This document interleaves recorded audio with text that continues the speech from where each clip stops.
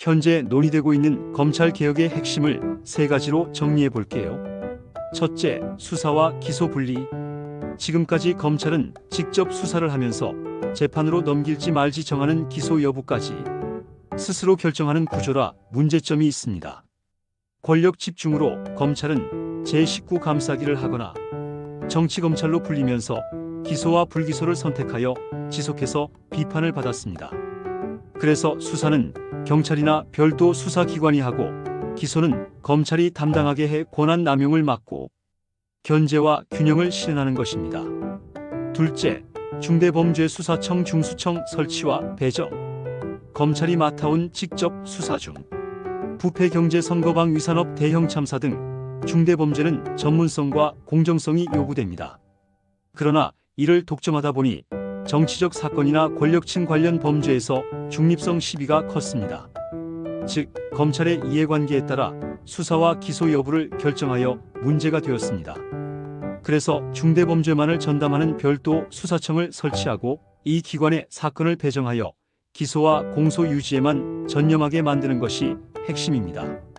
여기서 중수청을 법무부 또는 행안부 중 어느 부처에 설치할 것인지 견해 차이를 좁히지 못하는 상태입니다. 이 문제의 본질은 검찰의 수사권 남용을 방지하고 중대범죄에 대한 전문적이고 독립적인 수사가 가능한 환경을 만드는 것입니다.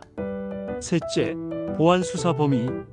검찰 개혁으로 수사와 기소를 완전히 분리하면 검찰은 수사기관에서 올린 사건 기록만 보고 기소 여부를 판단해야 하는 문제가 생깁니다.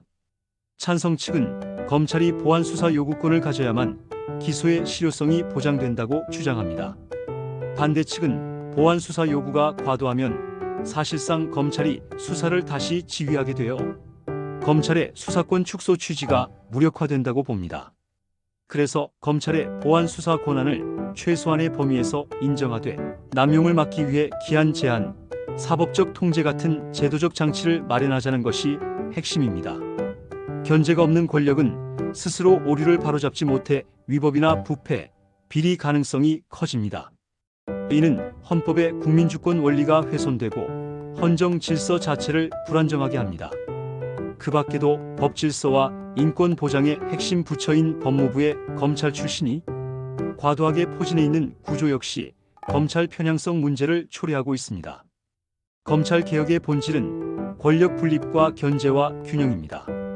따라서 검찰 권한을 분산하고 다른 기관과 상호 견제하여 국민의 기본권 훼손 없이 보장해야 합니다.